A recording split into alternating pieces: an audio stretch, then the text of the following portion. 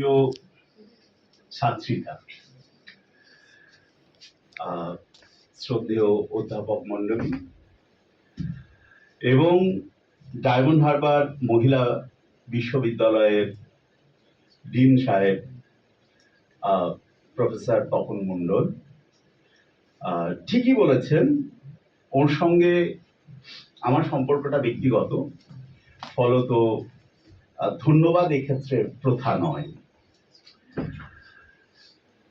যখন তপনদার সঙ্গে আমার কথা হচ্ছিল, তো কথা প্রসঙ্গেই এই বিষয়টা উঠে আসে। আমি বলি যে আমি জনপ্রিয় সংস্কৃতি নিয়ে কিছু কথা বলতে চাই। যে বিষয় নিয়ে আজকে আমি বলবো, আশা করি অনেকেই জানেন বিষয়টা, আর যারা জানেন না তারা জেনে নেবেন। এক্ষেত্রে একটা চমৎকার মোল্লা নাসিরুদ্দিনের গল্প আছে, আমি বরং এটা দিয়ে শুরু করি। একবার নাসিরুদ্দিনকে বক্তৃতা দিতে ডাকা হয়েছে। তো নাসিরুদ্দিন দাঁড়িয়ে বলছেন যে আপনারা কি জানেন আমি কি নিয়ে কথা বলবো? তো লোকরা বলছে হ্যাঁ জানি। বলে ও, আপনারা তো সবই জানেন আমি কি বলবো, তাহলে আমার আর বলে কি কাজ, বলে উনি চলে গেলেন। তো পরের দিন আবার তাকে ডেকে নিয়ে আসা হলো যে না না আপনি আসুন। তো নাসিরুদ্দিন এলেন। তো আবার উনি জিজ্ঞেস করলেন যে আপনারা কি জানেন আমি কি বলবো? তো সবাই বললো না কিচ্ছু জানি না। বলো আপনারা তো কিছুই জানেন না, তাহলে আপনাদের সামনে আসছে আমি কি বলবো? তারপরের দিন লোকজন ততক্ষণে খুব সাবধান হয়ে গেছে। অর্ধেক লোককে ফের জিজ্ঞেস করছেন আপনারা কি জানেন আমি কি বলবো? তো অর্ধেক লোক বলছে হ্যাঁ জানি, অর্ধেক লোক বলছে না জানি না। তো ভালো কথা, যারা জানেন তারা জানেন, আর যারা জানেন না, যারা জানেন তাদের কাছ থেকে জেনে নেবেন, তাহলে তো আমার দরকার। তো এই যে আজকে আমি বর্ধমান থেকে বিবিধ যোগে বিভ্রাটের মধ্য দিয়ে আজকে এখানে এসে উপস্থিত হয়েছি, তারপরে দাদার অসাধারণ আতিথেয়তা, সঙ্গে মুখ্য ভূমিকায় সামনেরও দু চারজন। তো এত আতিথেয়তার পর মানুষ একটা দ্বিপ্রহরী ঘুমই দিতে পারে, আর কিছু পারে না। এবং আমার মনে হয় এটা সামনে পেছনে লাস্ট বেঞ্চ পর্যন্ত বুঝতে পারছি, কারণ আমরাও এই কাজটাই করে থাকি। যে অত্যাচারটা তোমাদের শিক্ষকরা করেন, আমরাও আমাদের জায়গায় এই অত্যাচারই করি। ফলে উভয়ের জন্য খুব ভালো হতো তোমরা চলে যেতে, আমি কোথাও একটা গিয়ে ঘুমোতাম। এত ভালো খাওয়ানোর পর যদি অন্তত কিছুক্ষণ না বলি, ব্যাপারটা একটু নিমক হারামি হয়ে যায়। তো সেই কাজটা তো করতে পারি না, ফলে নুনের দায় আদায় করতেই হবে। তো আমি সোজা কথা, জনপ্রিয় সংস্কৃতি, বাংলা সাহিত্য থেকে বলিউড, কিছু একটা নাম রাখতে হয়, তাই এই নামটা আছে। আমাকে এবং আমার শিরোনামকে মোটেই সিরিয়াসলি নেবে না। দ্বিতীয় বিষয়, আমি ভাবছিলাম যখন এটা নিয়ে বলবো তো কোথা থেকে শুরু করব।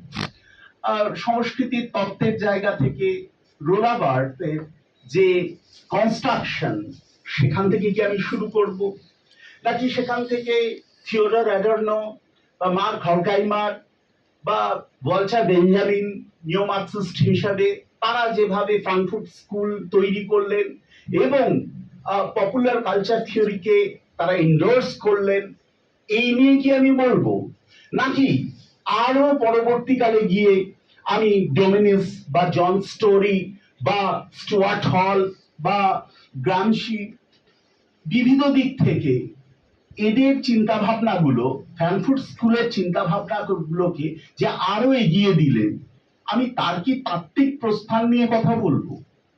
এসব ভাবতে ভাবতেই কালকে রাত্রে আমি ভাবছিলাম, পরে দেখলাম আমারও জ্ঞানগম্যি বড়ই কম। আর এই কম জ্ঞানগম্যি নিয়ে যদি কথাবার্তা বলতে যাই, আমিও ঘেঁটে যাবো, তোমরাও ঘেঁটে যাবে। তাহলে কি দরকার এত অত্যাচারে? ফলে আমি ঠিক করলাম আমি কিছুক্ষণ গল্প করব। কিন্তু একটা শর্ত আছে, এই গল্পটা কিন্তু উভয় পাখি। মানে আমি লেকচার মেথডে যাব না, আমি কনভারসেশনাল মেথডে যাব। এই ভারী শব্দগুলো একদম মাথায় রাখবে না, আমরা একটু কথা বলবো, ঠিক আছে? Last bench. হ্যাঁ, ফলে কিছু প্রশ্ন আমি জিজ্ঞেস করব, আর তারপরে কিছু কথা বলবো, আর তারপরে তোমাদের যা জিজ্ঞাসা তোমরা আমাকে জিজ্ঞেস করবে। যদি আমার কথা বলার মধ্যে কোথাও বোর হও, এবার আমি যখন এখনো তো শুরু করিনি, করবো, তো বলে দেবে স্যার বোর হচ্ছি, আপনি থেমে যান, আমি থেমে যাব। তারপরে ভালো না লাগলে টুক করে পেছনের দরজা দিয়ে বেরিয়ে যাবে, আমি কিচ্ছু মনে করবো না। তো এইসব চুক্তি তাহলে তোমাদের সাথে আমার হয়ে গেল, ঠিক আছে? স্যারদের ভয় খেতে হবে না, আমি আটকে দেবো। হ্যাঁ, একদম তোমাদের যন্ত্রণা আমিও বুঝি। বেশ, তাহলে শুরুতে আমরা কতগুলো প্রশ্নের আদান প্রদান। আচ্ছা, যারা বাংলায় এমএ পড়ছে, আমি তো আগে জানতাম না, যে আমার ভালো লেগেছে আরো যে অন্যান্য বিষয় থেকেও সবাই এসছিল। আচ্ছা, ধরা যাক রাত্রেবেলা খাওয়া দাওয়ার পরে আমার সামনে নির্বাস উপন্যাস রাখা আছে বা বঙ্কিমের ধর্মতত্ত্ব রাখা আছে।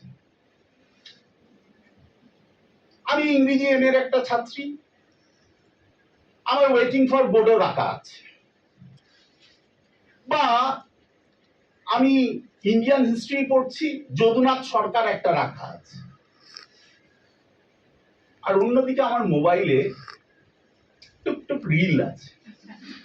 আচ্ছা, কোনটা দেখতে ইচ্ছে করবে? অনেস্টলি হাত উঠিয়ে বলো। প্রথমটা না প্রথমটার মানে পড়াশোনার বিষয়গুলো দেখতে কজনের হাত উঠবে, আর রিল দেখতে কজনের হাত উঠবে? একটা শর্ত, আমরা কিন্তু অনেস্টলি কথা বলছি।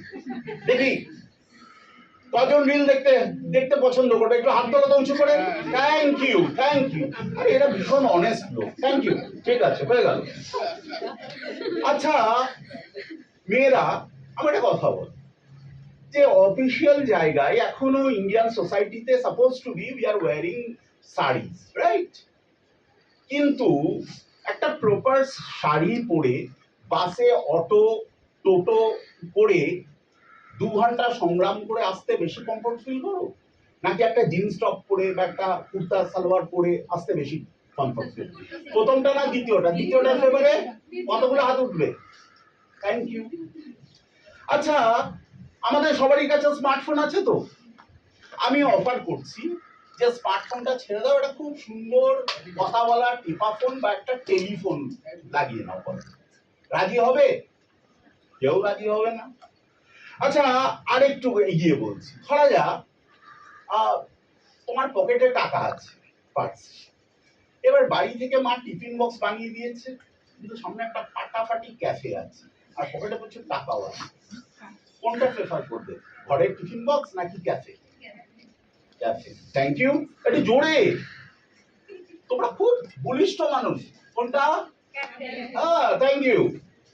আচ্ছা, অন্ততপক্ষে 30 কিলোমিটার দূর থেকে ইউনিভার্সিটি আসো, প্রথমে টোটো হেঁটে মেন রাস্তা, সেখান থেকে টোটো নিয়ে বাস স্ট্যান্ড, সেখান থেকে বাস স্ট্যান্ড থেকে এখানে ফের একটা টোটো বা হেঁটে ইউনিভার্সিটি।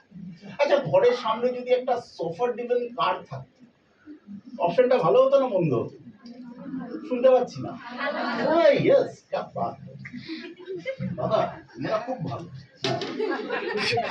আচ্ছা, এই জায়গা থেকে আমি বলছি, একটা যদি বেঞ্চেলের একটা একটা পার্টস, যেটা মোটামুটি 33,000 থেকে স্টার্ট হয়, আমি যদি খুব ভুল না করি, সেখানে এখানে ধর্মতলার 300 টাকারও পার্টস পাওয়া যায়। কোনটা গিফট পেতে বেশি ভালোবাসবে? ঠিক এইরকম ভাবেই আমি বলছি, হঠাৎ কোনো কারণে খুব মন খুশি হয়ে গেল, আমি খুব খুশি হয়ে গেলাম, অনেস্টলি বলবে যে কিছু একটা এমন হলো যে মানে একদম খুশির প্রাণ বরের মা। তো তখন কজনের এই গানটা গাইতে ইচ্ছে করবে, আমরা সবাই রাজা আমাদের এই রাজার রাজত্বে, আর কতজনের ইচ্ছে করবে ঝুমে যো পাঠান?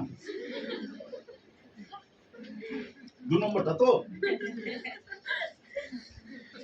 আচ্ছা, আমি আমার শেষ প্রশ্নটা করছি। ধরা যাক তোমরা এখানে বাংলা, ইংরেজি, ইতিহাস এইসব বিষয় নিয়ে পড়ছো। এখন যদি তোমরা 3-4 বছর রিভাইন্ড করে নাও লাইফ থেকে, এবং যারা নেট পাওনি আমি তাদের কথা বলছি, যদি তোমাদের সামনে আইটি ম্যানেজমেন্ট বিজনেস অ্যাডমিনিস্ট্রেশন বা এইচআরএ প্রফেশনাল কোর্সে যদি অফার থাকতো এবং ফান্ডিং এর টাকা থাকতো, তোমরা সেটা করতে না বাংলায় অনার্স করতে? তোমার তো চাকরি হয়ে যাচ্ছে। তুমি এরকম না, বাকিদের কথা বলছি যারা গ্রাজুয়েশন পড়ছে বা কি বলে এমএ পড়ছে। স্যার একটু আগে বললেন না, যত ছাত্রছাত্রী বেরোচ্ছে চাকরি অনেক কম। চাকরি আছে কিন্তু চাকরি অন্য জায়গায় আছে। তো মোটামুটি এই যে কথাবার্তাগুলো আমরা বলছিলাম, আসলে আমরা একটা জায়গায় পৌঁছাতে যাচ্ছি। সেটা হলো এই যে প্রথম সারিতে আমি যে কথাগুলো বললাম, যে পয়েন্টস গুলোকে তুললাম, সেগুলো হচ্ছে দ্বিতীয় পর্যায়ে যে পয়েন্টস গুলো বললাম সেগুলোর প্রতি একটু আকর্ষণটা আমাদের বেশি। অথচ প্রথমটা যে গুরুত্বহীন তা তো নয়, ভীষণ গুরুত্বপূর্ণ, ভীষণ জরুরি, কিন্তু সেটা আমাকে সেভাবে অ্যাট্রাক্ট করছে না যতটা অ্যাট্রাক্ট করছে দ্বিতীয় পার্ট। এটা কেন? এখানেই আমি আমাদের প্রশ্ন যে এগুলো কি এতটাই জরুরি যেগুলো ছাড়া আমার জীবন কাটবে না? আমার যদি সফটওয়্যার ড্রিভেন কার না থাকে, আমার যদি স্মার্টফোন না থাকে, আমার যদি মানে ব্র্যান্ডেড ব্যাগ না থাকে, আমার যদি ব্র্যান্ডেড চপ্পল না থাকে, তাহলে কি আমার জীবন কাটবে না? আসলে এখানেই বিষয়টা সহজ কোনো উত্তর নয়, বিষয়টা ঘেটে যায় ঠিক এই জায়গায়। এবং এই যে ঘেটে যায় সেখান থেকেই প্রশ্ন ওঠে, তাহলে এতক্ষণ ধরে যে আমরা কথা বলছি সেই বিষয়টা কি? আসলে আমরা জনপ্রিয় সংস্কৃতিটাকে আমাদের মতো করে বুঝতে চাইছি। কারণ আমি একটা বিষয়ে বিশ্বাস করি, আমরা যারা বাংলা মাধ্যমের ছাত্রছাত্রী, আমাদের একটা বড় সমস্যা তৈরি হয়। আমি নিজে যখন পাশ্চাত্য সাহিত্য তত্ত্ব পড়তে শুরু করলাম, অবশ্যই বাংলা মাধ্যমের ছাত্র, খুব সুবিধে হয় যদি বাংলায় কোনো বইপত্র পায়। এবং সেই বইপত্র পড়তে গিয়ে দেখলাম 3 পাতা বাংলার সঙ্গে 6 পাতা ইংরেজি কোটেশন, এবং বাকি 3 পাতাটা এতটাই ফালতু অনুবাদ যে সেটা বাংলা না হিব্রু বোঝা যায় না। স্যার বুঝতে পারছেন আমি কোন বইয়ের কথা বলছি। ফলে দেখলাম এর থেকে সহজ একটু পরিশ্রম করলে ইংরেজিটাই বোধহয় পড়ে নেওয়া যায়। এবং তারপরে আমি আমার সমস্যা থেকে বুঝলাম, যদি আমি আমার ভাষা মাধ্যমে আমার যে ডিসিপ্লিন, অর্থাৎ কিনা আমি যদি বাংলা নিয়ে কথা বলি, সেই বাংলার উদাহরণ থেকে, অর্থাৎ আমার এবং তোমার চেনা চৌহদ্দির উদাহরণ থেকে যদি কোনো বিষয়কে না রাখতে পারি, তাহলে না আমি হয়তো বলবো খুব ভালো, শোনাবেও খুব ভালো, কিন্তু না আমি তোমার কাছ পর্যন্ত পৌঁছতে পারবো না, না তুমি আমার বক্তব্য পর্যন্ত পৌঁছতে। এই যোগাযোগটা খুব জরুরি। এটাই কিন্তু আদান প্রদান, একজনের সঙ্গে একজনের একটা সম্পর্কের জায়গা তৈরি হয়। আমি যে ভাবটাকে প্রকাশ করতে চাইছি এবং তুমি যেটা বুঝতে চাইছো, দুটোর মধ্যে একটা সেতু নির্মাণ খুব জরুরি। এবং সেই প্রসঙ্গে আমরা ফের বলতে চাই যে মূল বিষয়টা হলো মানুষের চাহিদা। এই চাহিদাকে আমরা প্রাথমিকভাবে 2 ভাগে ভাগ করছি, একটি মৌলিক চাহিদা আর একটি অতিরিক্ত চাহিদা। এই যে মৌলিক চাহিদা, আমরা জানি অন্ন, বস্ত্র, বাসস্থান, শিক্ষা, স্বাস্থ্য, এইগুলো আমাদের খুব জরুরি, এগুলো ছাড়া আমাদের চলবে না, এগুলোকে আর ব্যাখ্যা করার দরকার নেই। কিন্তু উল্টো পিঠে যেখানে অতিরিক্ত চাহিদা, তার আবার দুটো উপবিভাজন আছে। সে দুটো কি না, একটা হচ্ছে বিনিয়োগ দুনিয়া, আর একটা হচ্ছে চিহ্ন বা তকমা। একটু ঠিক করে বাবা বুঝে নিও, লাস্ট বেঞ্চকে বলছি। একটা হচ্ছে বিনিয়োগের দুনিয়া। সেটা কি বিষয় না, ধরা যাক সম্পদ। গল্পটা কি রকম, আমি কয়েকটা উদাহরণ দিই, এবার আমি শুধু উদাহরণ দেবো আর কিচ্ছু দেব না। ধরা যাক আমার একটা ফ্ল্যাট আছে, আমার কাছে এই ক্যাপিটাল আছে যে আমি একটা দ্বিতীয় ফ্ল্যাটে ইনভেস্ট করতে পারি। কি বলা হবে না, এখন দিওয়ালির সময় 8,000 টাকা স্কোয়ার ফিটটা আমরা 7,500-এ দিচ্ছি, বাস এক মাসের অফার। যদি চান কিনে ফেলুন। আমি হিসেব করছি যে আমার 4 লাখ টাকা লাভ হচ্ছে, কিন্তু আমি এটা হিসেব করছি না যে 80 লাখ টাকার ফ্ল্যাটে 40 লাখ টাকা আমি ডাউন পেমেন্ট করলে 40 লাখ টাকা আমাকে কিন্তু লোনে লাগাতে হচ্ছে। খেলাটা এখানে শুরু। এই ধারাবাহিকতাতেই পরিষেবা দেখবে অনেক এজেন্সিজ আছে যারা ঘুরতে যাওয়ার জন্য অনেক রকম অফার দেয়। কি রকম না, আমার একবার প্রায় সেই রকম অভিজ্ঞতা থেকে বেঁচেছি। আমি নাম নিচ্ছি না, কারণ নামে বলবো না। সেখানে বলা হলো এরকম যে আপনাকে পুরো বছরে 10 দিন আমরা 5 স্টার হোটেলে রাখবো, মর্নিং ব্রেকফাস্ট দেব, আপনি আমাদের কি বলে জানো একটা ধরা যাক 30,000 টাকা বছরের শুরু। আমি হিসেব কষে দেখলাম অন্তত 70,000 টাকা লাগে, সেখানে 30,000-এ দিচ্ছে। তো দারুণ ভালো ডিল। নেওয়ার পর আমি গ্রীষ্মকালে বললাম তাহলে আমি এবার গোয়া যাব, আমার জন্য 5 দিনের বুকিং দিন। বলে স্যার গোয়াতে না ফুল, জয়সালমীরে এখন খালি আছে। তো গল্পটা এই জায়গায়। আরো যদি আমি এগোই, আমরা দেখবো বীমা বা পলিসি। সেখানে যেভাবে বলা হয় হাজবেন্ড ওয়াইফ পলিসি করান, বাচ্চার সঙ্গে ফ্রি।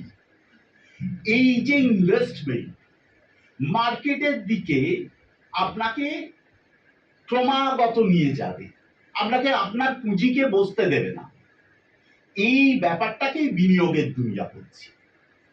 এর পাশাপাশি চিহ্ন বা তকমার যে কথাটা বলছিলাম, যেমন জামা কাপড়। আচ্ছা, এখান থেকে চটা বলে একটা জায়গা আছে, বোধহয় খুব একটা দূরে নয় না? আমি একবার খুব বাচ্চা বয়সে চটায় গিয়েছিলাম জিন্স কিনতে, এবং এখন আমার ধারণা ওখানে 400-500 টাকায় জিন্স পাওয়া যায়। ওখানে ঘরে ঘরে জিন্স ছিল। ঠিক আছে, আমি একবারই গেছিলাম ভাই। হ্যাঁ, কারণ আমার জীবনের একটা সময় আমি ঠাকুরপুকুরে থাকি, তো সেই সূত্রে আমি চটাতে গেছি। এবার চটায় একটা জিন্স আমি 400 টাকায় কিনলাম। ঠিক আছে, পড়ছি, কাজ দিচ্ছে। সেই জায়গায় আমি একটা লিভাইস পড়ছি 4,000 টাকা। মোটামুটি কোয়ালিটির 5 to 10% পার্থক্য। But this will give me the feeling that I am wearing Levi's, man. Branding. এই ব্র্যান্ডিংটা খুব জরুরি। এই জন্যই আমি যখন একটা কুর্তি আর লোয়ার পড়ছি, ঠিক আছে 1,000-1,200 টাকায় পাওয়া যায়, কিন্তু সেটাই যখন জারার শোরুমে গিয়ে কিনতে যাব, সেটা 12 থেকে 14,000-এ গিয়ে দাঁড়াবে। কিন্তু সেটা পড়ার পর একটা ফিলিং আসবে, বাংলাদেশি নাটকে বলে না ফিলিং আসবে, তো অনেকটা সেরকম ফিলিং দেবে জারা। জারার ব্যাপার আছে, এটাকেই আমরা বলছি ব্র্যান্ডিং। পপুলার কালচারের জগতে এটাকেই ব্র্যান্ডিং বলে, এবং এই ব্র্যান্ডিংটা খুব ইম্পর্টেন্টলি আমাদের সামনে হিট করে। এই জায়গা থেকেই বিভিন্ন বৈদ্যুতিক উপকরণ, সোজা বিষয় যে আমার 30,000, সেটাও খুব দামি আমার জন্য, কোনো যা কাজ করে। তোমার 1.5 লাখ টাকার আইফোন 17ও তাই কাজ করে। কিন্তু দিল্লিতে বছর 3 আগে একটা আইফোনের সেন্টার খুলেছে, এবং যখন আইফোন 16 যখন লঞ্চ করলো, মোটামুটি 1,500 লোক লাইন দিয়ে দাঁড়িয়ে রয়েছে পকেটে টাকা নিয়ে আইফোন 16। কেন না, ফিলিং অফ ইউনিকনেস আমার কাছে আছে i7 এরকম। এই যে ব্যাপারগুলো, এগুলো একটা সাইন পলিটিক্স। এই সাইনগুলোকে ইম্পোজ করা হয় কোথায় না, কালচারাল ওয়ার্ল্ড, এবং এগুলো একটা ইনসেপারেবল পার্ট হয়ে যায় আমাদের। এরকম অনেক ইনসিডেন্ট আমরা দেখতে পাই যে একজনের মা, তিনি খুব কষ্ট করে কোনো সাফাই কর্মীর কাজ করছেন, তাকে লোন নিয়ে 1.5 লাখ টাকা দিয়ে ছেলেকে একটা আইফোন কিনে দিতে হচ্ছে, খবরের কাগজে বেরিয়েছে। অথচ কাজ তো একই দেয়। এইটা পপুলার ওয়ার্ল্ড আমাদের বিশ্বাস করায় যে এই প্রোডাক্টটা যদি তোমার সঙ্গে না থাকে তাহলে তুমি পাতে দেওয়ার বস্তু নও। সব মাছই তো ইলিশ মাছ হয় না। এই জায়গা থেকে আমরা ফেরও যে প্রশ্নটা করব যে তাহলে আমরা কি বুঝতে চাইছি এবং কেন বুঝতে চাইছি। না, এইগুলোর মধ্য দিয়ে আমরা একভাবে বুঝতে চাইছি যে জনপ্রিয় সংস্কৃতি ব্যাপারটা কি, খায় না মাথায়। আচ্ছা, এতদূর পর্যন্ত যা বললাম, আমরা কথাবার্তা বললাম, কিছু বোঝা গেল? এবার তাহলে আমরা তার পরের পার্টে আসি। আমি আর 3টে পার্ট আছে আমার কথা বলার। এই যে পপুলার কালচারের মানুষজন ফ্রাঙ্কফুর্ট স্কুলে, তার মধ্যে সবচেয়ে প্রথমে যার নাম আসে তিনি অ্যাডর্নো। অ্যাডর্নোর একটি বই কালচারাল ইন্ডাস্ট্রি, সেখানে তিনি 4টে পয়েন্টের ওপর খুব জোর দিচ্ছে। যে 4টে পয়েন্টের মধ্যে তিনি বিষয়টাকে বোঝানোর চেষ্টা করছেন। কি সেই 4টে পয়েন্ট? না, তিনি বলছেন standardisation, pseudo individualism, commodification, passive consumption. এই 4টে বিষয়ের উপর জোর দিচ্ছে।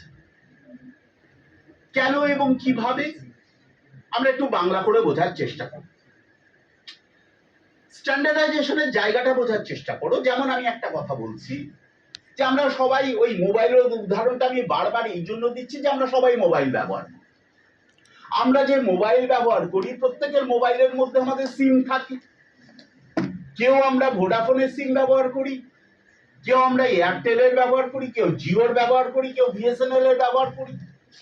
এর বাইরে ভারতবর্ষে অপশন নেই। এখনো অ্যালান মার্কসের স্টার্লিং নামেনি, নামলে তখন ভাববো 5 নম্বরটা এলো কিনা।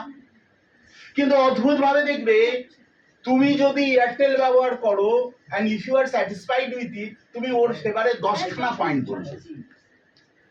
আরেকজন যদি তার বাড়ির সামনে এয়ারটেল ভালো আসে না, ভোডাফোনের ভালো আসে, সে ভোডাফোনের ফেভারে বলবে। আসলে এই ব্যাপারটা কাকতালীয় নয়, এটা একটা বিপুল বিশাল একটা রাজনীতির অংশ। বোঝার চেষ্টা করো, এরা প্রত্যেকেই কিন্তু কোনি ক্যাপিটালিস্ট, এবং একটা কোনি ক্যাপিটালিস্ট এথিক্স, তাদের যে এথিক্স, তারা কখনোই ছোট ক্যাপিটালকে কিন্তু তারা গিলে খায়, কিন্তু একটা কোনি ক্যাপিটাল আরেকটা কোনি ক্যাপিটালকে কখনোই গেলে না। একটা ছদ্ম লড়াই রাখে, কিন্তু আদতে একজন একজনকে সাহায্য করে। তারা 4জন প্লেয়ারই মার্কেটে টিকে থাকবে।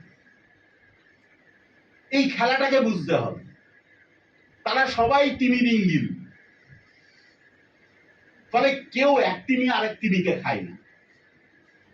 এই জায়গা থেকেই আমরা দেখব যে পুঁজিবাদ যখন বাজারের সঙ্গে, মার্কেটের সঙ্গে সংযুক্ত হয়, তখন সে চায় তার ক্রেতা ততদূর পর্যন্ত শিক্ষিত হোক যতদূর শিক্ষা তাকে ব্র্যান্ডটা চিনতে সাহায্য করে। কিরকম না, আপনি যদি একটা মলে যান, আপনার মনে হয়েছে যে একটা শ্যাম্পু কিনলেও হয়, কিন্তু যখনই আপনি শ্যাম্পুর সেকশনে যাবেন, সঙ্গে সঙ্গে আপনি 10টা অপশন দেখতে পাবেন, 10খানা অপশন দেওয়া আছে, এবং আপনার তখন মনে হবে, আপনি পড়ে বুঝবেন এটার এই জায়গা ভালো, ওটার ওই জায়গা ভালো। আসলে কি আছে? ক্লোরিন সালফেট, সবই মেন কম্পোজিশন তো ওটাই শ্যাম্পুর, বাকি কিছু না কিছু কম বেশি। কিন্তু আপনি খুব বিজ্ঞ হয়ে, খুব স্যাটিসফাই হয়ে কিনবেন যে 10টার মধ্যে আমি কিন্তু একটা কিনেছি। টুথপেস্টের ক্ষেত্রেও তাই। আসলে ক্যাপিটালিজম এটাই চায়, আপনাকে এই ফিলটা দিতে that you are supreme, you are the judge, but you are nothing. আপনাকে তার মধ্যেই বাঁচতে হবে, তার বাইরে কোনো রাস্তা নেই। এবং এই জায়গাতেই ভোক্তা যদি, কনজিউমার যদি কিউরিয়াস হয়ে যায়, যদি ক্রিয়েটিভ হয়ে যায়, যদি কনসিয়াস হয়ে যায়, পুঁজিবাদ তাকে একদম পছন্দ করে। কারণ তখনই সে প্রশ্ন করবে, সে প্রশ্ন করবে কোয়ালিটিকে, সে প্রশ্ন করবে তার এফেক্টিভনেস কে। স্ট্যান্ডার্ডাইজেশন আদতে সবকিছুকে এক পংক্তিতে বাঁধতে চায়, তার বাইরে বের করতে দিতে চায়। প্রথম তত্ত্বটা আমরা এভাবেই বোঝার চেষ্টা করি। দ্বিতীয় জায়গায় যখন সিউডো ইন্ডিভিজুয়ালিজমের কথা বলা হয়, তখন আমরা দেখি যে একটা প্রোডাক্ট কনজিউমারের কাছে পৌঁছানো, এই যে চেন, এই চেনটাকে আমরা দুভাবে দেখতে পাই। একটা ক্যাপিটালিজমের আগে প্রি ক্যাপিটালিস্ট সোসাইটিতে, আর একটা ক্যাপিটালিস্ট সোসাইটিতে বা কোনি ক্যাপিটালিস্ট সোসাইটিতে, বা আমরা যাকে ভারতের সাপেক্ষে বলি যে পেটি বুর্জুয়া সোসাইটিতে।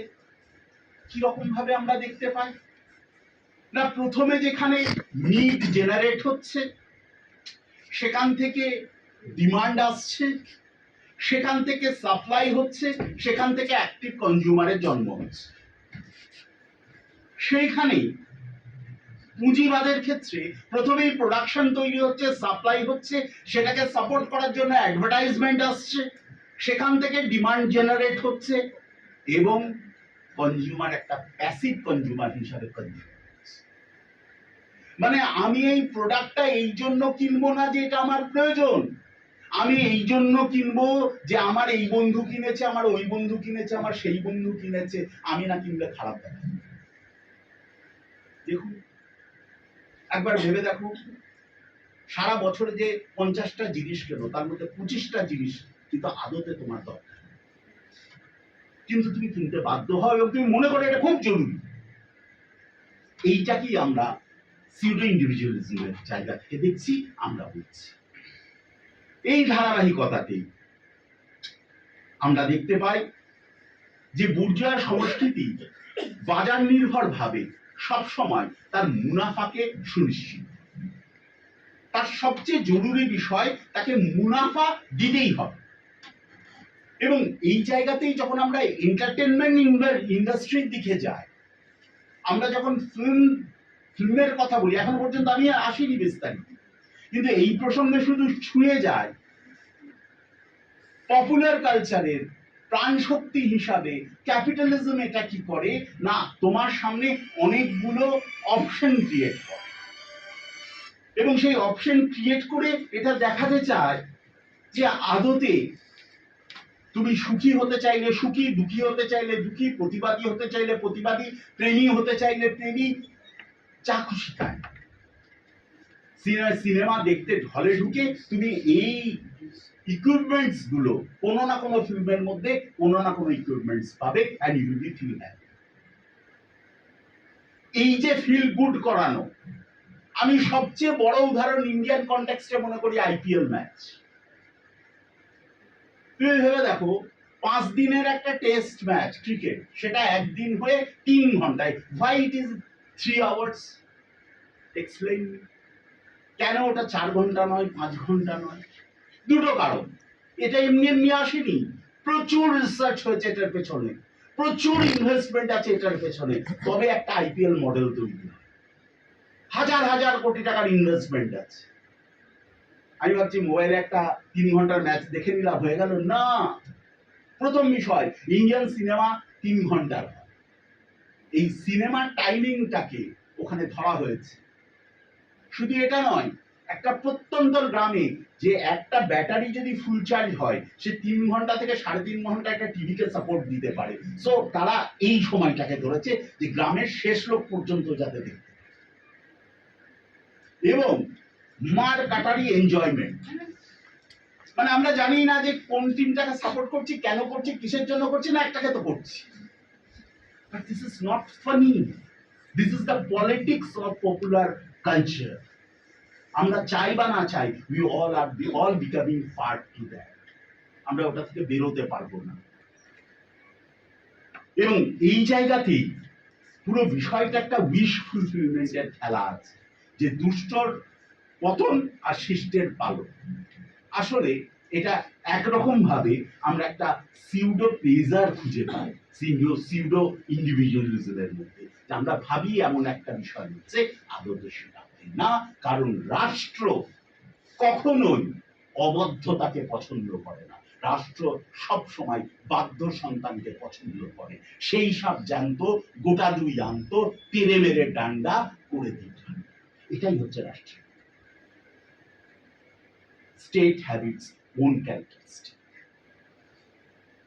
এই ধারাবাহিকতাতেই আমরা যখন কমোডিফিকেশনের কথা বলি, কমোডিফিকেশন আমরা একটা জায়গায় ভীষণ পার্সোনাল মানুষ, আমাদের ব্যক্তিগত প্রচুর কিছু বিষয় থাকে, আমরা সেগুলোকে ব্যক্তিগত রাখি। কিন্তু অদ্ভুত ব্যাপার, আজকে ভ্যালেন্টাইন্স ডে তো আছেই, আমাদের তাও একটা সরস্বতী পুজো ডে ছিল, সেটা এখন ভ্যালেন্টাইন্স ডে হয়ে গেছে। তাহলে কিন্তু তার বাইরে father's day, mother's day, teachers day, parents day, মানে হাউ ফানি। একদিন আমি একটা কেক নিয়ে এসে আমার মাকে বললাম, মা হ্যাপি মাদার্স ডে।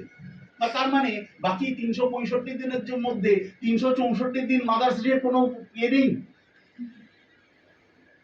কিন্তু এই বিষয়টাই আমাদের মগজে ঢুকিয়ে দেওয়া হয়েছে, কারণ এর মধ্যেও কিন্তু মার্কেটে হাজার হাজার কোটি টাকার বিজনেস খেলা হচ্ছে। আচ্ছা, মনে আছে দিওয়ালি, আমাদের বাঙালিরা পুজোয় কি করে, পাশে মিষ্টির দোকান আছে, সুন্দর করে মিষ্টির বাক্স নিয়ে বিজয়াতে প্রণামী করতে যায়, তাই তো? কুছ মিঠা হো যায়, মনে আছে ক্যাডবেরির অ্যাডটা, অমিতাভ বচ্চন কেন দিওয়ালিতে ক্যাডবেরি গিফট করে? হাজার কোটি টাকার বিজনেস করেছে ক্যাডবেরি এই অ্যাডভার্টাইজমেন্টের জায়গা থেকে, এই কমোডিফিকেশনের জায়গা থেকে। আসলে আমরা এটাই বলতে চাই। একটা ছোট্ট উদাহরণ, যে ধরা যাক আমাদের যে পার্সোনাল যে ইভেন্ট গুলো থাকে, অদ্ভুত ব্যাপার, আমরা সবাই সোশ্যাল মিডিয়াতে আছি, ফেসবুকে আছি, ইনস্টাতে আছি, মূলত এই দুটোরই খেলা। এক্সে তো অনেক ভাবনা চিন্তা করে লিখতে হয়, হ্যাঁ, হয় ওখানে ট্রোল আর্মিরা থাকে, আর না হলে ইন্টেলেকচুয়ালসরা, মধ্যে কেউ থাকে না। কিন্তু ইনস্টার ফেসবুকে সবাই ওয়েলকাম। তো সেখানে কি লিখি না, feeling quality time with family, click selfie. আরে ভাই, আমি যদি কোয়ালিটি টাইম ফ্যামিলির সঙ্গে স্পেন্ড করি, সেটাকে আমার মুখ দরজায় দিয়ে লাভ কি আছে? আমি তো আমার ফ্যামিলির সঙ্গে কোয়ালিটি টাইম কাটাবোই। কিন্তু না, কেন না, আরে অনন্যা পান্ডে দিয়েছে ইনস্টাতে, ওর 1 লাখ ফলোয়ার আছে, আমারও তো 100 ফলোয়ার আছে, আর কি নয়? অনন্যা পান্ডের যদি 1 লক্ষ ফলোয়ার থাকে, আমি কি ঘেচু নাকি কলাবনের যে আমার 100 ফলোয়ার আছে, আমি ফ্যামিলি কোয়ালিটি টাইম দেবো না? মানে একবার তো কি বলবো, যে আমরা মানে একবার তো অসাধারণ হয়ে গেছিল, যে একজন তার বৃদ্ধ দাদাজির, হ্যাঁ, লাস্ট প্রসেশন যাচ্ছে, কবর হবে, যে সেটাকেও ফেসবুকে লাইভ করতে করতে যাচ্ছে, তার পাড়ার লোকজন ধরে একটু ঠ্যাঙানি ঠ্যাঙানি দিচ্ছে। এই যে কমোডিফিকেশন, এটাও পপুলার কালচারের একটা খুব গুরুত্বপূর্ণ characteristic. Last but not the least, সেখান থেকেই প্যাসিভ কনজিউমার। আমি খুব বেশি এই পয়েন্টটাকে ডেভেলপ করতে চাই না, সোজা এক কথা একটা, যে ধরা যাক আমাদের 8 ঘন্টার একটা কাজের সময়, কিন্তু 8 ঘন্টায় আমি যে টাকা পাই, আমার তার আরো 50% বেশি টাকা দরকার। আমাকে কি করতে হবে? সিম্পলি 8 ঘন্টার জায়গায় 14 ঘন্টা খাটতে হবে। ফলে আমি কি করব? টাইম ইনভেস্ট করব, পার্সোনাল টাইম কম হবে, টাকা আসবে, টাকা সেটা ইনভেস্টমেন্ট হিসাবে অন্য জায়গায় চলে যাবে, আমি ঘুরতে থাকবো রাউন্ড রাউন্ড। ফলে ব্যাপারটা কি না, ব্যাপার হচ্ছে কাজের সময় বাড়বে, চিন্তার সময় কমবে, ফলে এনজয়মেন্টের জন্য আমার কাছে ইজি অপশন আমি অ্যাডাপ্ট করব। ইজি অপশন কি? যেটা নিয়ে আমাকে বেশি মাথা ঘামাতে হবে না। আমি কি করব? জাস্ট চিল দেখবো, চিল পড়বো, চিল ঘুরবো, দিয়ে চিলের মতো চুপচাপ উড়ে চলে যাবো। এবং আলটিমেটলি যে টাকাটা আমি এক্সট্রা রোজগার করলাম, সেটা কোনো একটা জায়গায় গিয়ে চলে আসে। আমি খুব সংক্ষেপে দুটো উদাহরণ দিয়েছি।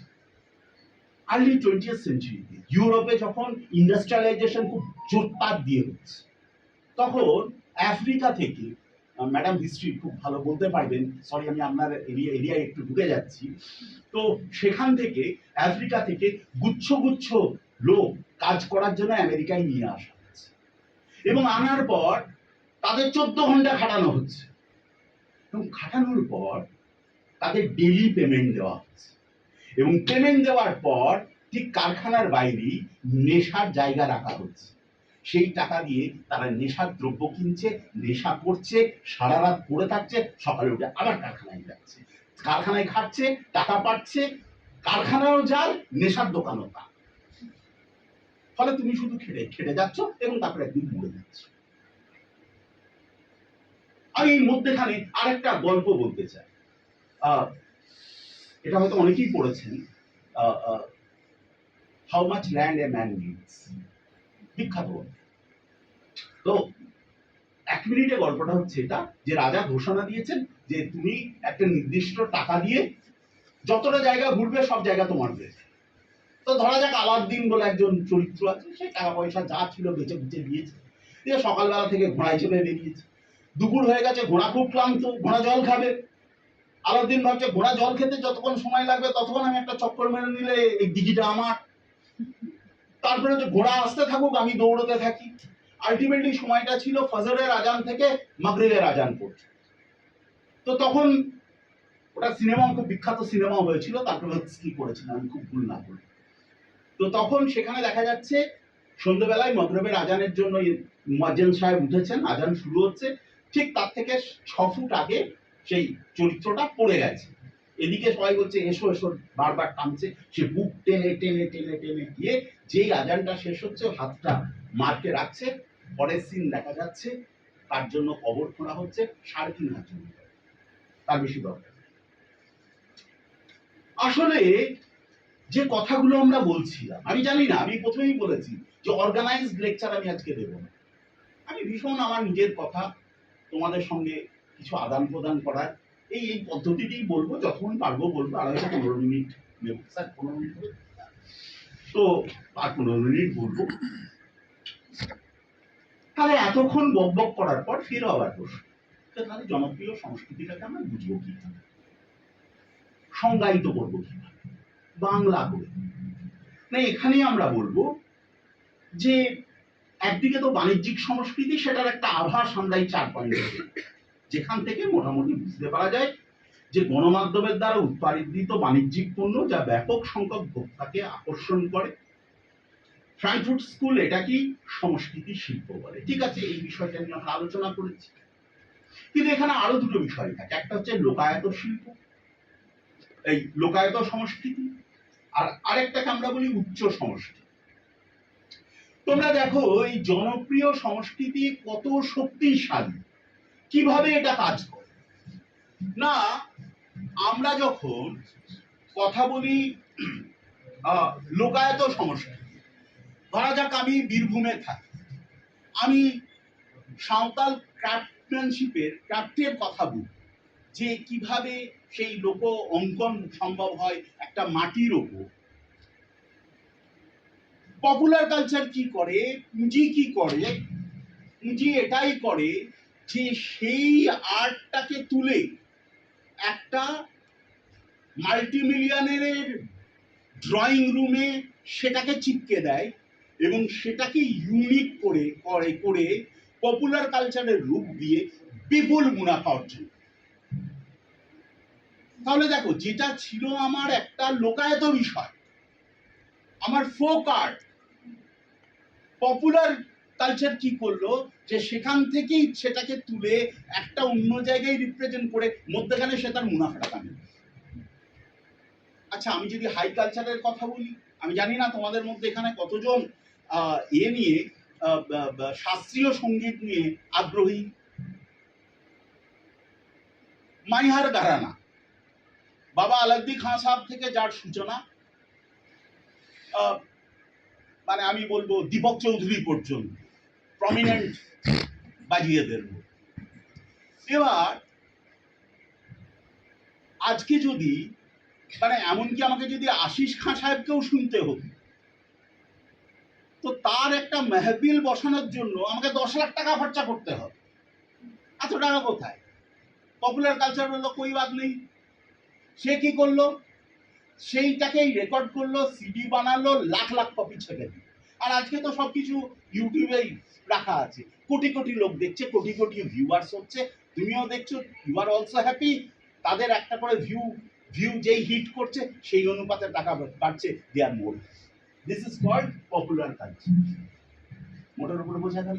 ফলে পপুলার কালচার আদতে ফেরও আমি বলছি যে এটা পুঁজিবাদের তৈরি একটা মাধ্যম, সাংস্কৃতিক মাধ্যম, এবং সেই সাংস্কৃতিক মাধ্যম সবসময় বাজার নির্ভর, এবং বাজার নির্ভর এই সাংস্কৃতিক মাধ্যম সবসময় মুনাফাকে সুনিশ্চিত। এইখানে আবার তোমরা আমাকে একটা প্রশ্ন করতে পারো যে স্যার এতক্ষণ যে বকবক করলেন এর মধ্যে সিনেমা দেখালেন না, সিনেমা তো দেখালেন না, না সাহিত্যের কথা বললেন, সেটা কখন বলবেন? আর একটু, আর 2-3 মিনিট, এই 2-3 মিনিটে আমরা যেভাবে এই থিওরিস্টদের পড়েছি সেখানে আমার মনে হয়েছে যে এই জনপ্রিয় সংস্কৃতিটা আবার যেভাবে একটা ঘর, একটা একটা একটা কামরা 4টে পিলারের উপর দাঁড়িয়ে থাকে, জনপ্রিয় সংস্কৃতিটাও ঠিক এরকম 4টে পিলারের উপর দাঁড়িয়ে আছে। সেই 4টে কি না, প্রথম বিষয় হচ্ছে আইডিওলজি। একটা আইডিওলজি তৈরি করা খুব জরুরি, যেটাকে বার্থে বলছেন systematic body of idea and collective social ideology. ব্যাপারটা কিরকম, যে আমরা যারা 70s এর হিরোদের কথা জানি, সেখানে একটা কয়েরেজ চলতো, angry young man. Angry young man বললে কেউ দেবানন্দের কথা বলবে? হ্যাঁ, মনোজ কুমারের কথা বলবে? কার কথা বলবে? Amitabh Bachchan, one and only Amitabh Bachchan. তার মানে এটা কিন্তু কয়েনেজ হয়ে গেছে, এটা আইডিওলজিক্যালি প্রুভেন হয়ে গেছে যে অ্যাংরি ইয়াং ম্যান মানে অমিতাভ বচ্চন। ঠিক এইরকম ভাবে আজকে যখন আমরা কুল, সুপার কুল বলি, সেখানে শাহিদ কাপুরের থেকে শুরু করে বরুণ ধাওয়ান পর্যন্ত এই পুরো নায়করা আসে। আবার যাদের আমরা হট হিরোইন বলি, সেখানে আমরা দীপিকা পাডুকান থেকে আমি ক্যাটরিনা কাইফ বা আজকে যারা রয়েছে অনন্যা পান্ডে পর্যন্ত, তাদের আমরা ইনক্লুড করতে পারি। ফলে এই কয়েনেজ গুলো কিন্তু পপুলারলি জুড়ে যায় ফিল্ম ইন্ডাস্ট্রির সঙ্গে। তো এই ব্যাপারটাকে আমরা আরেকটু এগিয়ে বলতে পারি যে আমি যখন বলি যে একটা কারখানায় পেশাদারি ভাবে লোকেরা কাজ করছে, কে কাজ করছে না, কোট টাই প্যান্ট পরে অফিসে মার্কেটিং এর একজন কাজ করছে, আর একজন ওয়ার্কার সে গ্যারেজের মধ্যে কাজ করছে। আমি যদি বলি প্রফেশনাল, আমার গ্যারেজের ওয়ার্কার যে, তার ছবিটা আসবে না কোট টাই প্যান্ট পরে যে ফাইন্যান্সিয়াল সেক্টরে কাজ করছে তারটা আসবে? অবশ্যই কোট টাই। কারণ আমাদের এটা ধারণা, আমাদের মগজে ঢুকে গেছে যে যে একটা গ্যারেজে বসে 12 ঘন্টা কাজ করছে, পুরো মেহনত করছে, সেটা প্রফেশনালিজম। আসলে এই খেলাগুলো আমরা এই জন্য বারবার যেটা ইন্ডিকেট করছি যে এর মধ্যেও একটা রাজনীতি রয়েছে, এর মধ্যেও একটা খেলা রয়েছে। আমাদের কিন্তু এই রাজনীতিটাকে বুঝতে হবে, যেটা আমাদের কোথায় নিয়ে যাচ্ছে। এইটা বোঝাই হচ্ছে আমাদের পড়াশোনার মূল লক্ষ্য, যে কেউ আমাকে অজ্ঞানে ড্রাইভ করতে পারবে না, আমি কিন্তু বুঝতে পারছি যে কোথায় নিয়ে যাওয়া হচ্ছে। এখানেই রয়েছে ভ্যালু সিস্টেম। দেখুন, আমি মনে করি যে একটা সিস্টেমের মধ্যে সবচেয়ে পাওয়ারফুল হলো এক, স্টেট বা যাকে আমরা বলছি রাষ্ট্র, এবং 2, রিলিজিয়ন যাকে আমরা বলছি ধর্ম। এই দুটো সব থেকে বেশি ক্ষমতাবান। কেন বলছি না, দেখবেন যে 50s এর 60s এর যে সিনেমাগুলো, মানে 70s এর মুগলে আজম, সারাবি, বা 90s এর হালচাল, আমি 3টে সিনেমার উদাহরণ দিচ্ছি। সব সিনেমার ছকটা দেখবেন যে সেখানে পাওয়ারফুল একজন ফাদার ফিগার, একজন ডাইসেন্টেড সান, সে কি করছে না, সে রিভল্ট করছে, কিন্তু শেষ পর্যন্ত ফাদার ফিগারের কাছে তাকে কোনো না কোনো ফরম্যাটে সে তার শ্রদ্ধা ভক্তি দিচ্ছে এবং ফাদার ফিগার শেষ পর্যন্ত তাকে ক্ষমা করে দিচ্ছে। এই ব্যাপারটাই যখন আমরা রাষ্ট্রের ক্ষেত্রে নিয়ে যাব, রাষ্ট্র একটু একটু একটু বিপ্লব, একটু একটু প্রতিবাদ, একটু একটু বিক্ষোভ এগুলো খুব ভালোবাসে, কিন্তু যখনই সে তার দড়ি ধরে মারক টান রাজা হবে খান খান, তখনই আর রাষ্ট্র কিন্তু এত সুন্দর জায়গায় থাকে না, সে সঙ্গে সঙ্গে তার দণ্ড নিয়ে আসে। এই খেলাটা কিন্তু আছে। এইভাবেই তৃতীয় পয়েন্ট, থার্ড পিলার যেটা আমরা মনে করি সেটা হলো এথিক্স। এথিক্সের জায়গায় সোজা বিষয় থাকে সত্যমেব জয়তে, মানে ওরাল ট্র্যাডিশন থেকে গীতা পর্যন্ত, ধুম থেকে ক্রিস পর্যন্ত, শোলে থেকে রাওয়ান পর্যন্ত, টাইগার থেকে রাউডি রাঠোর পর্যন্ত, বলিউডের যে কোনো সিনেমা তুলে নাও, সব জায়গায় শেষ পর্যন্ত ধর্মের জয়, অধর্মের পরাজয়। এই নীতি কথাটা আসলে আমরা মানতে খুব ভালোবাসি, উই ফিল বেটার, এটাই তার এথিক্সের প্রশ্ন। আর শেষ হচ্ছে প্লেজার। প্লেজার এটা কিন্তু পুরোপুরি অ্যাডভার্টাইজমেন্ট ঘেরা থাকে, সবচেয়ে ছোট কিন্তু সবচেয়ে এফেক্টিভ পার্ট এটা। কারণ আমি যেটা মনে করি, আমাদের সকাল থেকে রাত পর্যন্ত, ঠিক আছে, ঘর থেকে বাইরে পর্যন্ত পুরোটা সময় জুড়েই তো আমরা সেই বিজ্ঞাপনের মধ্যেই থাকি, এবং বিজ্ঞাপন আমাকে এটা বলে দেয় যে তুমি কত কুৎসিত, তুমি কত খারাপ, তুমি কি কি কারণের জন্য খুব বাজে, এবং তোমার কি কি করা উচিত।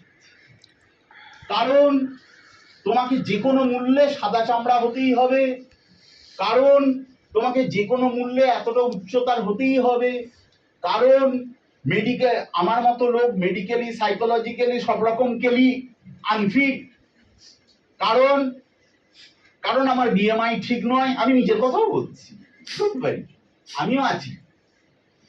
ফলে সব দিক থেকে এই যে তুমি খারাপ, তাহলে তুমি ঠিক কি হবে না, তোমাকে সকাল থেকে, আমি আর পুরো কাহিনী বলছি না, যে যে যে মেকওভার তোমাকে নিতে হবে, সেই মেকওভারের মধ্যে, মানে ধূপ একটু বেড়ে গেলে, রোদ একটু বেড়ে গেলে কি নিতে হবে, রোদ একটু কমে গেলে কি নিতে হবে, আর্দ্রতা বাড়লে কি নিতে হবে, আর্দ্রতা শুকলে কি নিতে হবে, ঘামে ভিজলে চুলে কি লাগাতে হবে, ঘাম শুকলে কি লাগাতে হবে। মানে মানুষ না বারবিটল, অদ্ভুত। ওজন বেশি হলে মঞ্জেরো লাগাতে হবে, ওজন কম হলে ভিটামিন শেক খেতে হবে। এ বাবা, মানুষ না স্পঞ্জ? আমি তো সব মিলিয়ে আমি না, আমাকে আমার মতো বাঁচতে দাও। আসলে পপুলার কালচার এই প্লেজার থিওরির মধ্যে দিয়ে তোমাকে, আমাকে, তোমাকে পর্যন্ত এটা বুঝিয়ে দেয় প্রতি মুহূর্ত, no you are not right, follow me, I am right. এবং আমরা কিন্তু সেই বাঁশিওয়ালা, হ্যামলিনের বাঁশিওয়ালার পেছন পেছন আমরা হাঁটা শুরু। অনেক কথাবার্তা হলো, এবার একটু সিনেমা হোক। সিনেমার কথায় যখন আমরা পপুলার সিনেমার কথা বলি, পপুলার এই জায়গাতে আমরা বলবো যে সেটা কত দর্শক সচেতন। আমি একটা সার্ভে করছিলাম, বেশি পুরনো যায়নি, মোটামুটি 2022 থেকে 2026 মধ্যে কোন কোন সিনেমা 500 কোটি টাকার উপর বিজনেস করেছে। তো আমি দেখছিলাম, আমি পরপর দেখেই পড়ছি, আমি এগুলো নেট থেকেই বের করেছি, আমার কোনো গবেষণা নেই, শুধু বের করা অ্যাসেম্বলার। গদার 2 বিজনেস করেছে 685 কোটি টাকা, অ্যানিমেল বিজনেস করেছে 910 কোটি টাকা, পাঠান বিজনেস করেছে 1069 কোটি টাকা, জওয়ান বিজনেস করেছে 1163 কোটি টাকা, ছাবা বিজনেস করেছে 827 কোটি টাকা, ধুরন্ধর 1 1353, ধুরন্ধর 2 এখন চলছে 1007 কোটি টাকা পেয়ে। এবার বিষয় হলো, এগুলো তো তথ্য, তো স্যার আপনি কি এই তথ্যগুলো দেওয়ার জন্য আমাদের বলছেন? না, আসলে আমি এর ক্যাটাগরি গুলো ভাবছি। এই সব সিনেমাগুলোই মূলত দুটো ক্যাটাগরিতে আমরা ভাগ করতে পারি। একটা হচ্ছে স্পাই মুভি সিরিজ, যেটা হলিউডে শুরু হয়েছিল, এখন বলিউড লাস্ট 5-6 ইয়ার্স খুব ভালো এটাকে অ্যাডাপ্ট করেছে, বিশেষত চোপড়া ব্যানার প্রডিউসাররা সবচেয়ে বেশি করেছে। এবং দ্বিতীয় আদি অকৃত্রিম অ্যাকশন থ্রিলার। আমি যদি এখানে দেখি তাহলে দেখতে পাবো যে জওয়ান, পাঠান বা ধুরন্ধর এগুলো কম বেশি স্পাই মুভি, আর অন্যদিকে গদর, অ্যানিমেল, হ্যাঁ, ছাবা এইগুলো অ্যাকশন থ্রিলার। দুটো প্রায় কাছাকাছি, এবং দুটোর মধ্যে যে ইকুইপমেন্টস গুলো থাকে দ্যাট ইজ ভেরি ইম্পর্টেন্ট। সেগুলো হয় একদিকে কোট আনকোট ন্যাশনালিটি, একদিকে কোট আনকোট ইসলামিক ফোবিয়া, একদিকে quote unquote history and narrative, একদিকে quote unquote aggression and hatred. এই পুরো বিষয়ের মধ্যে তুমি বিগত 4-5 বছরের হিন্দি বলিউড ইন্ডাস্ট্রি ফিল্মকে, সকল ফিল্মকে উঠিয়ে নাও, দেখতে পাবে এইগুলোই ফলো করে। আসলে এই নিয়ে প্রচুর গবেষণা হয়ে গেছে, অন্তত 6খানা ভালো গবেষণা বই আছে। বেস্ট এর মধ্যে কাজ করেছেন নাজমা, 2021 সালে ওর গবেষণাটা বেরিয়েছিল, নাজমা রহমান। এখানে আমি দুটো জায়গা বলবো। দেখো, সময়ের সঙ্গে সঙ্গে ফিল্মের মেকিং কিভাবে বদলাচ্ছে। যেমন 50s আমরা দেখতে পাচ্ছি রাজ কাপুর, দিলীপ কুমারের মতো হিরো। রাজ কাপুর, দিলীপ কুমারের মতো হিরোরা তারা কি করছে? নেশন বিল্ডিং এর কথা বলছে, তারা একসঙ্গে লোকজনকে নিয়ে চলার কথা বলছে। আমাদের কিন্তু তখন প্রধানমন্ত্রী কে? জওহরলাল নেহেরু। এরপরে আমরা 70s দেখছি অ্যাংরি ইয়াং ম্যান অমিতাভকে। সেই সময় চারপাশে কি হচ্ছে না, চারপাশে ভারতবর্ষ একটা যুদ্ধের মধ্য দিয়ে যাচ্ছে। ভারতবর্ষে তখন প্রবল বেকারিত্ব তৈরি হচ্ছে, চাকরির সংকটের জায়গা থেকে মানুষ অন্যরকম অর্থনৈতিক জীবন খোঁজার চেষ্টা করছে। সহায় সম্বলহীন মানুষও কিন্তু অনেক সাকসেস হয়ে উঠছে। অ্যাংরি ইয়াং ম্যান অমিতাভ সেই ইন্দিরার সময়ের একটা যেন চিত্র হয়ে উঠছে। ভারতবর্ষের ইতিহাসে, স্বাধীনতোত্তর ইতিহাসে সবচেয়ে কুশল মঙ্গল যদি কোনো সময় থেকে থাকে সেটা হচ্ছে 90s। তখন মার্কেট বুম করছে, ইন্ডিয়ান মার্কেট মোটামুটি ভাবে বিলো পভার্টি লাইন অনেকটাকে ঢেকে দিচ্ছে, অপশন অনেক তৈরি হচ্ছে, লিকুইডিটি অফ মানি ইন্ডিয়ার অনেক ভালো হচ্ছে, জিডিপি 75 বছরের সবচেয়ে হাইয়েস্ট জায়গায় উঠছে। মনমোহন সিং এর সময়, সেই সময়ে যে সিনেমা তৈরি হচ্ছে হাম আপকে হ্যায় কন। আর আজকে 2020 পরবর্তীকালে আমরা দেখছি file series, Kashmir file, Kerala file, Bengal file, আমাদের নরেন্দ্র মোদীর জামানা।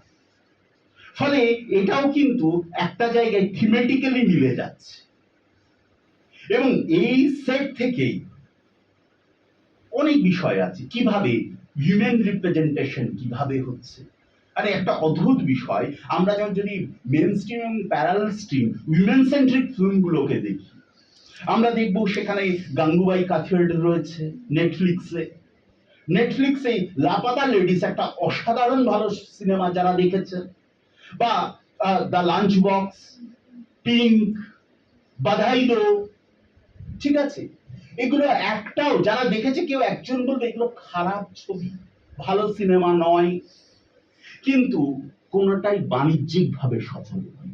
অদ্ভুত খেলা। এইরকমই আরেকটা খেলা, the representation of Muslims in Hindi Bollywood industry। আমরা যখন দেখি 70s পাকিজার মতো সিনেমা, আমরা যখন দেখি 80s নিকাহার মতো সিনেমা, আর 2020 পরবর্তীতে আবার আমরা দেখি ওই কাশ্মীর ফাইল থেকে বেঙ্গল ফাইল।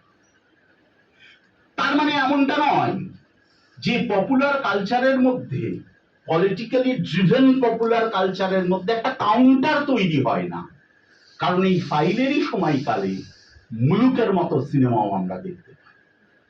তো সবসময় ন্যারেটিভ কাউন্টার ন্যারেটিভ, এই খেলাটাও কিন্তু চলতে থাকে। এর পার্সপেক্টিভে বাংলা সিনেমায় আমরা ঢুকলাম না। শেষ কথায় বাংলা সাহিত্যের জনপ্রিয়তা, যেটুকু শেষ পাতে না বললেই নয়। আসলে বাংলা সাহিত্যে জনপ্রিয়তার কথায় আমরা দেখি বলি যে আজকে দাঁড়িয়ে বাংলা জনপ্রিয় সাহিত্য বলে কিছু হয়,